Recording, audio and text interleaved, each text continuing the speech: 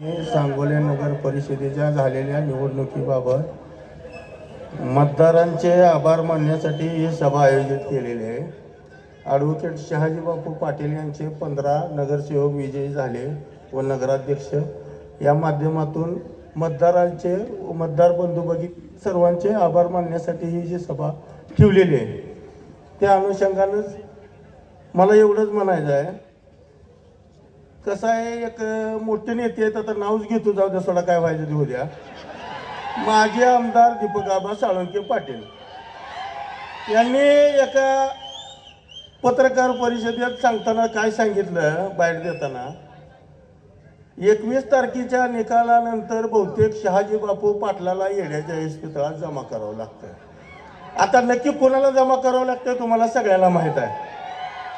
आणि 52,000 मताच्या मालकानं एवढं 23च्या 23 जागेचा दावा करून जागा आली एक. ती पण जागावर तिने दावा करून शिवाजी बनकरची ती स्वतःच्या ताकदीवर आलेली जागा आहे. ती एक सुद्धा जागा त्यांची आलेली नाही. ही काय मी तुम्हाला सांगावं लागत नाही.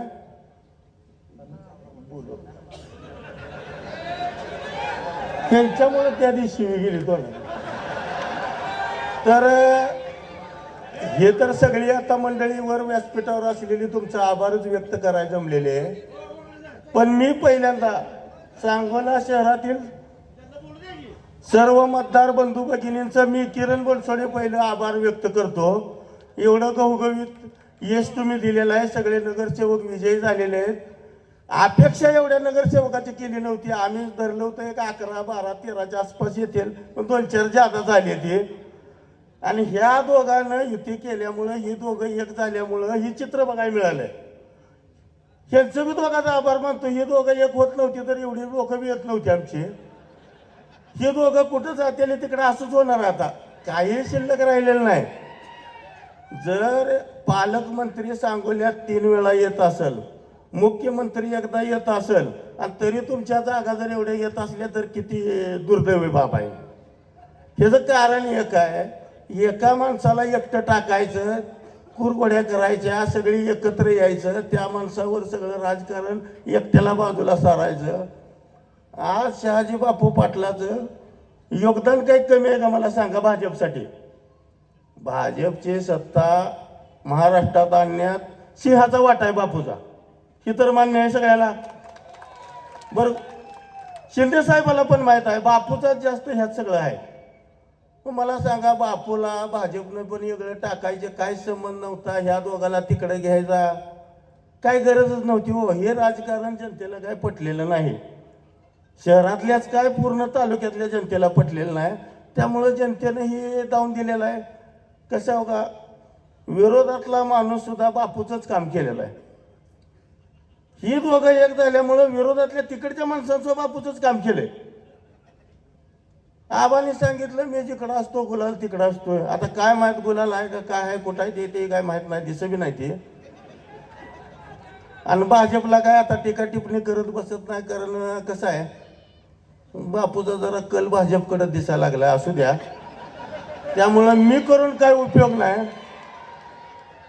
पालकमंत्र्यानं स्टेटमेंट दिलं मतदानाच्या ह्याच्यात, देवेंद्र फडणवीसांनी लाडक्या बहिणीला 1500 रुपये खात्यात दर महिन्याला दिले. नवऱ्यानं पण हिला कधी दिलं नव्हतं. ही भाषा पालकमंत्र्याची. असू दे, आता त्या विषयावर बोलायचंच ना, काय बोलायचं सांगा. ते महिलांनी बी जाऊन दिले भगिनींनी सगळ्या. मला फक्त ते एकाच शीटचं बोलायचं आहे. बापू ती काय सीमा सरकारच ना, शेरड राखणारी माझी बहीण, माझी माऊली. मुंबईत बापूने त्या पुरीचं नाव घेतलं. शेरड राखणारी 4-450 व्हाईट कोटीचा मालक गडी त्याच्या पोरीला पाडलं, सफाई केलं. सारखं हेलिकॉप्टर त्याच्याच बंगल्यावर आहे, सारखं हेलिकॉप्टर त्याच्याच बंगल्यावर आहे. बापून उमेदवाऱ्या कुणाला दिल्या बारकाईनं बघा. रिक्षावाला रियाज, ती शेरड राखणारी माझी भगिनी. काय बापून कुठल्या मोठ्या करोडपतीला उमेदवाऱ्या दिल्या नाही, त्या मोठ्या पैसेवाल्याला दिल्या नाही, त्या हिने सगळ्या ह्यांच्या उमेदवाऱ्या स्वतःला घेतलेल्या करोडपती. हेलिकॉप्टरनं गुलाल उधळायची तयारी ह्यांची. काही नाही, सगळ्यात अवघा जनतेनं जाऊन दिलंय. पैसेवाला असला किती जर मोठा असला तर मतदारापेक्षा मोठा कोणीही नाही. आणि सांगोल तालुका भाई गणपतराव देशमुखानंतर त्या तालुक्याचा मालकच शहाजी बापू पाटील आहे. शहाजी बापू पाटलाशिवाय या तालुक्यात कुणाचंच चालणार नाही. कुणी कितीही काही करत बसू द्या. अहो किती पक्ष बदलले आबा. काय तुम्ही आता MIM मध्ये जर जाऊन बघा त्यात तर काय होतंय का बघा. तुम्ही कुठला पक्ष सोडला नाही. वरनं तुम्ही म्हणताय त्याला माझी पायाची माती कपाळाला लावाय देत नाही. आता काय अवघड झालंय. बिगर 10 रुपये वाटता म्हण मी 52,000 मताचा मालक आहे. आता अवघड झाले गेले, कंडिशन बेकार झाली. आता बिगर रुपया वाटता सका चुलत भाऊ मत टाकी नाही. आता हे मी सांगायला लागतंय का तुम्हाला. आणि तुम्ही जे दादागिरी केली गोरगरिबावर त्याचाही फायदा झालेला आहे बापूला. अहो झोपडपट्टीतल्या माझ्या भगिनी डोक्यावर घागरी घेऊन त्या बाजारात जनावरांच्या पाणी त्या उदरनिर्वाह कराय, पोट चालवाय, त्यांना तुम्ही दम दिला, बाजारच्या बाहेर काढलं. कुणाला? ते डोक्यावर घागरीनं 5 रुपयाला घागर पाणी येते ते जनावराला. दालच्या राईसवाली गोरगरीब मुसलमानं तेवढी बाहेर काढली. मोठ्या मुसलमानाला उमेदवाऱ्या दिल्या. बरं असू द्या, द्या मी जातीवर बोलत नाही. कोणाला दमदाटी करायची असते? ज्या आबासाहेबानं एवढ्या लेकराला कधी आरुतूर बोललं नाही आबासाहेब, हे तर मान्य आहे सगळ्याला. 55 वर्ष आमदार असून कोणाला आरेतुरीची भाषा केली नाही. लहान लेकराला आबासाहेब आवाजाव बोलत होतो.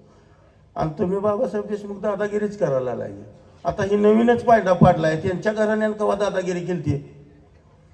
ज्याला त्याला घडी फोन करायला आले तर तुझं असं करीन, तुझं तसं करीन, बाजारच्या बाहेर हो, बाजारात यायचं नाही, धंदा बंद करा. आता अवघड झाले. बापूला लय लोडच पडला नाही. मग बापून काय करायची गरजच नाही. हिने स्वतःच पायावर कुराड हाणून घेतली आहे. आता काय बोलायचं सांगा. घरातल्या घरातच सरळं नाही. मग आता येणाऱ्या पंचायत समिती असेल, ग्रामपंचायत असेल, एक माझी अनिकेत भैयाला विनंती आहे स्टेजवर, शहाजी बापू संघ निवडणुका तुम्ही आताच्या येणाऱ्या लढवाव्या. ही माझ्या मनापासून विनंती आहे. कारण आबासाहेबाचा विचार जर कोण जपणार असेल तर तुमच्या घराण्यात ते अनिकेत एकटाच दिसायला आहे. मला दुसरं काय कोण दिसत नाही. त्यामुळं काय चुकलं वाकलं असेल तर जास्त काय बोलत नाही. लय मंडळींना बोलायचं आहे. थोडक्यात आवर्त घेतो, माझं भाषण संपवतो, बाकीची मंडळी बोलायची आहे. यानंतर प्रभाग 11 मधून विजयी झालेले उमेदवार